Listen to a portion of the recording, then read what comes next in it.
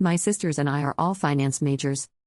We went to college, thanks to student loans, and were able to score well enough to bag decent jobs. I work in marketing and advertising, but I really want to build something of my own, and I didn't want a bad relationship with my sister-in-law, which is why I didn't speak up about Olivia before Harry and I got married. I hoped that she would accept me eventually, but it didn't happen. And then, it just became too awkward.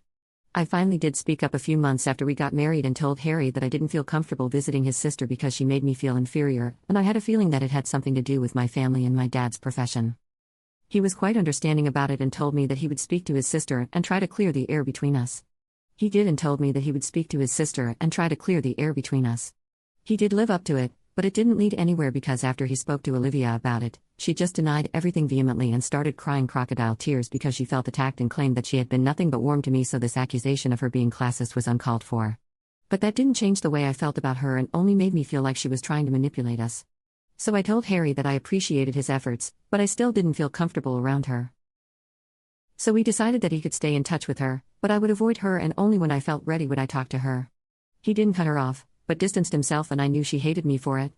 Now that we were married, I didn't have much of a choice when it came to her and had to make my peace with it. Olivia and I would meet at family get-togethers, but we wouldn't see each other otherwise, and we were both fine with that arrangement for a while. However, a few days ago she texted me around noon that she was celebrating her 50th birthday and she wanted me to be present a few hours before the party was supposed to begin because she wanted to mend things.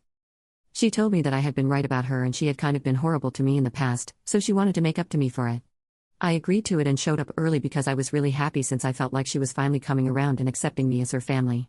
But that turned out to be a bust because as soon as I got there, she told me to go wait in the kitchen for a while.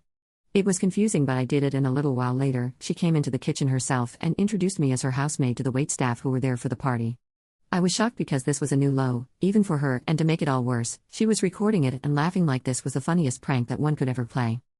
Everybody else was also quite uncomfortable, and I was so humiliated that I started crying. I ran out of the house and got into my car so I could drive back home.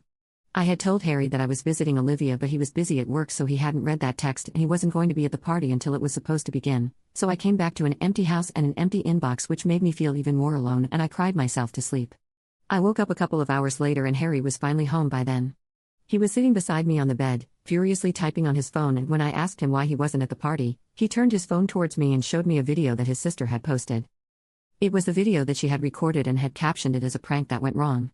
She cut the video off right before I started crying, so it didn't look as bad. But she still posted only to humiliate me, and I started crying once again. Harry told me not to worry about it because he was trying his best to have it taken down and told me that he would pull out all the stops to make sure that his sister regretted this. She wasn't replying to his messages or picking up his calls, probably because she was busy with the party, but he knew that she would call him in a while to ask why he wasn't there yet and when she would. He promised me that he would teach her a lesson of a lifetime.